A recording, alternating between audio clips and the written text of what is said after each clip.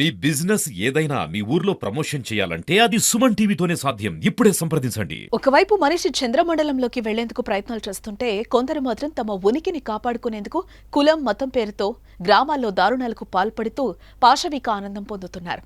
ఇలాంటి ఘటనలు చేసిన వారిపై కేసులు నమోదవుతున్నా కొంతమందిలో మాత్రం మార్పైతే రావటం లేదు.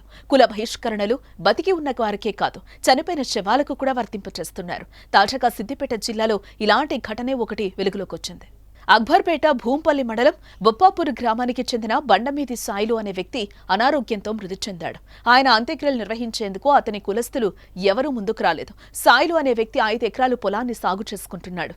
అందులో నుండి 3 గుంటలు భూమి విషయంలో నెల రోజుల క్రితం ఇరుగు పొరుగు వారితో గొడవ జరిగింది. ఇది కాస్త కుల పెద్దల వరకు వెళ్లింది. ఆ భూమి విషయంలో కులస్తులతో గొడవ జరిగింది. దాంతో సాయిలు కుటుంబాన్ని కుల బహిష్కరణ చేశారు. అయితే కుల బహిష్కరణ చేసినప్పటి నుంచి సాయిలు ఇంటికి కులస్తులు ఎవరూ రావటం లేదు, మాట్లాడటం లేదు. అయితే ఇటీవల సాయిలు అనారోగ్యానికి గురయ్యాడు. ఈ క్రమంలోనే తీవ్ర అస్వస్థకు గురైన సాయిలు నిన్న మృతి చెందాడు. కాగా ఆయన మృతదేహాన్ని చూడటానికి కూడా కులస్తులు ఎవరూ రాలేదు. ఆయన అంత్యక్రియలో ఎవరూ పాల్గొనొద్దని కులస్తులు తీర్మానం చేశారు.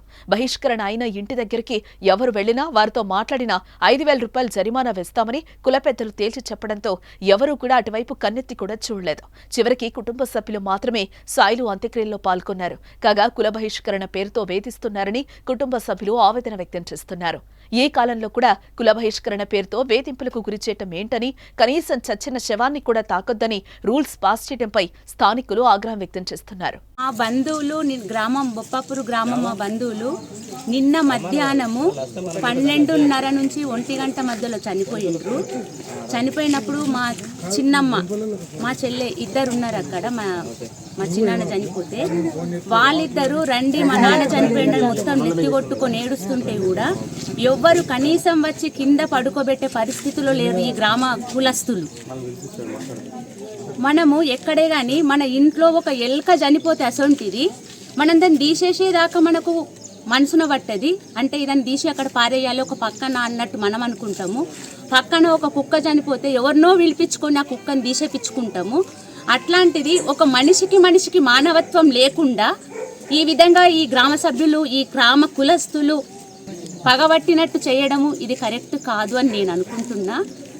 దానికి మీరు ఎలాంటి న్యాయం చేకూరుస్తారో, ఇట్లాంటిది ఈ గ్రామంలోనే ఉందా, ఇంకా వేరే గ్రామంలో కూడా ఉందా, ఒకవేళ ఇట్లాంటిది ఈ గ్రామంలో కాకుండా ఇంకా వేరే గ్రామంలో ఉన్నా ప్రజలు మారాలి.